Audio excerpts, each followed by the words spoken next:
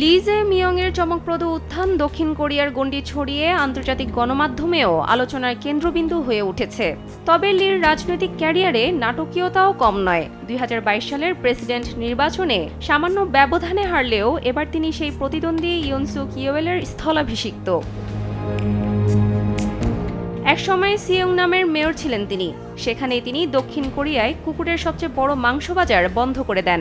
এরপর গিয়ংগি প্রদেশের গভর্নর হিসেবেও সফলভাবে দায়িত্ব পালন করেন তিনি। তবে তার বিরুদ্ধে রয়েছে দুর্নীতির একাধিক অভিযোগ।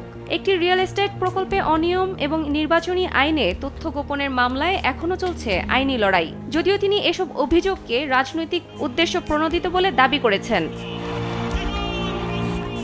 ওয়ালটন আবারও মিলিনিয়ার অফারে ওয়ালটন ফ্রিজ কিনে আপনিও হয়ে যেতে পারেন মিলিয়নিয়ার। ২০২৪ সালে এক সমাবেশে হামলার শিকার হয়েছিলেন লি। হামলাকারী তার গলায় ছুরি চালায়। উদ্দেশ্য ছিল তাকে হত্যা করে প্রেসিডেন্ট হওয়ার পথ বন্ধ করা। তবে বেঁচে ফিরে লি আবারও জনসমর্থনে জেগে ওঠেন।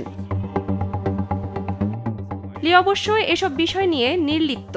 তার ভাষায়, আমি জানি ঠান্ডা রুমে বসে রাস্তায় কাঁপতে থাকা মানুষদের কথা, কিন্তু তাদের কষ্ট সত্যিকার অর্থে বুঝতে হলে নিজেও একসময় সেখানে থাকতে হয়। রাজনীতিতে তার প্রতিশ্রুতির মধ্যে রয়েছে দক্ষিণ কোরিয়ার এআই শিল্পকে বিশ্বের শীর্ষ ৩-এ পৌঁছে দেওয়া এবং সামরিক আইনজারির সঙ্গে জড়িতদের বিচারের আওতায় আনা। আর সে কারণেই দক্ষিণ কোরিয়ার জনগণ লিকেই ভোট দিয়ে প্রেসিডেন্ট হিসেবে নির্বাচিত করেছে। সানজিদা ইসলাম, কালবেলা।